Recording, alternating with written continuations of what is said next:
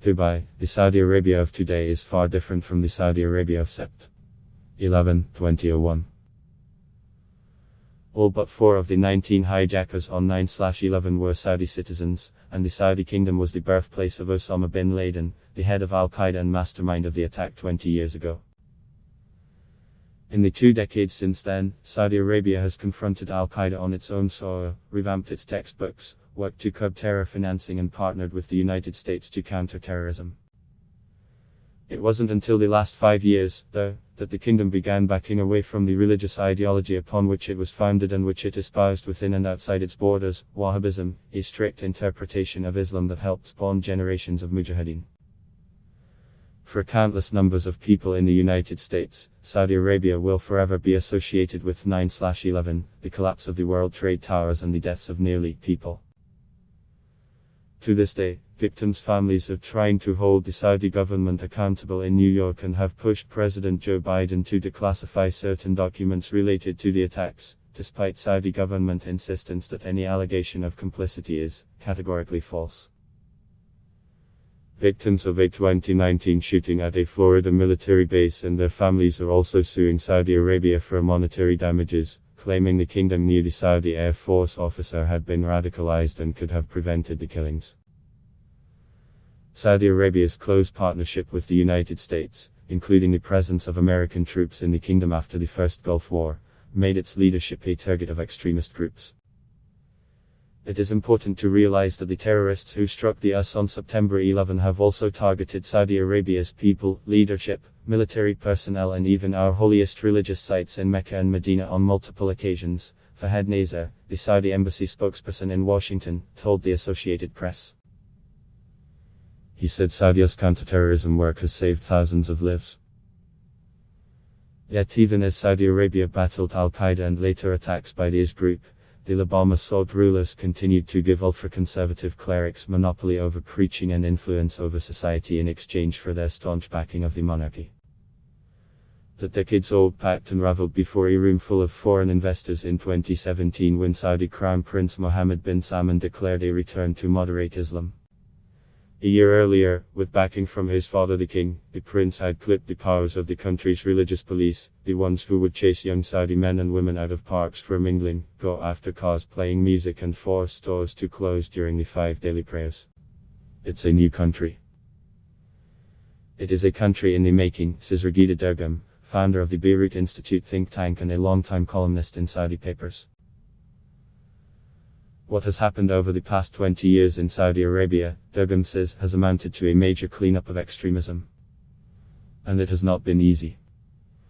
The Crown Prince doubled down in April of this year in remarks to Saudi TV. He said Saudi identity is built on its Islamic and Arab heritage.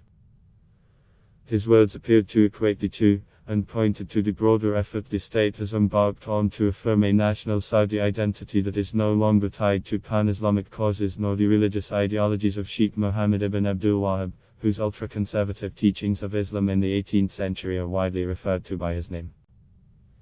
If Sheikh Mohammed Abdul Wahhab came out of his grave and found us adhering to his text and closing our eyes to independent reasoning, Ittihad, or defying him, he would be the first to oppose such a thing, Prince Mohammed said.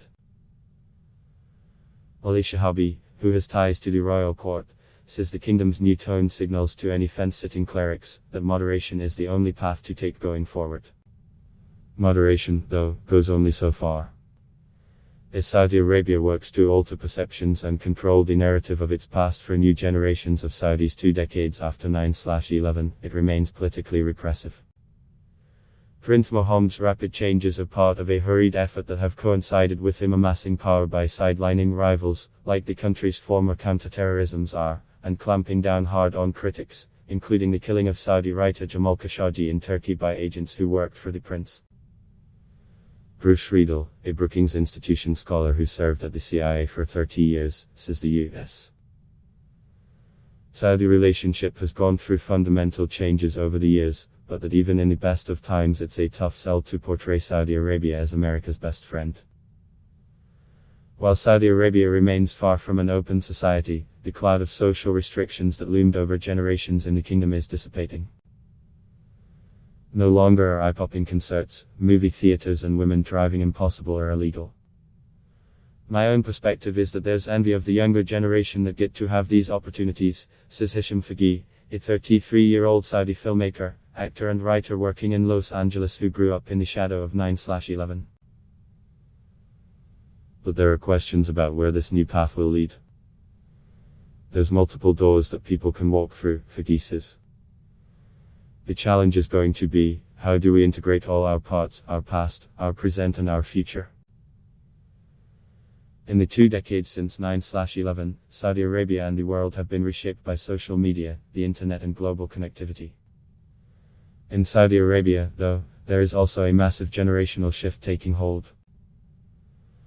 Well over a third of the population of Saudi Arabia is under 14, born years after 9/11.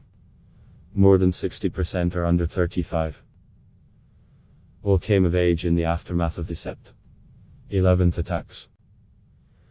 They, like the 36-year-old Crown Prince, were not even born when the Shah of Iran was toppled in 1979 and replaced by an anti-US and anti-Saudi Shiite regime. That same year, Sunni Muslim extremists laid siege to Mecca, Islam's holiest site. Saudi rulers responded to the events of that year by empowering the state's hardliners and allowing Wahhabism to further shape life in Saudi Arabia.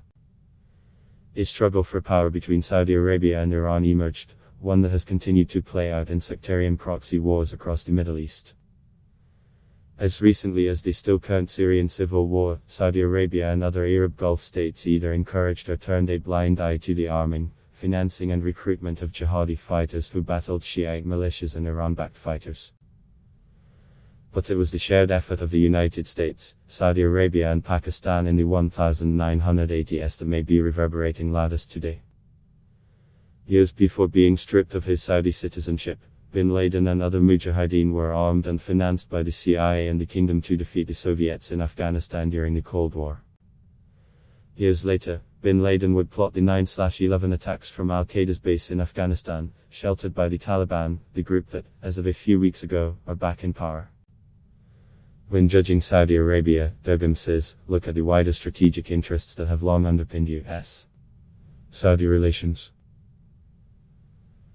Americans just think Saudi Arabia equals 9/11, she said. This has been a partnership, an alliance with the United States for years and years.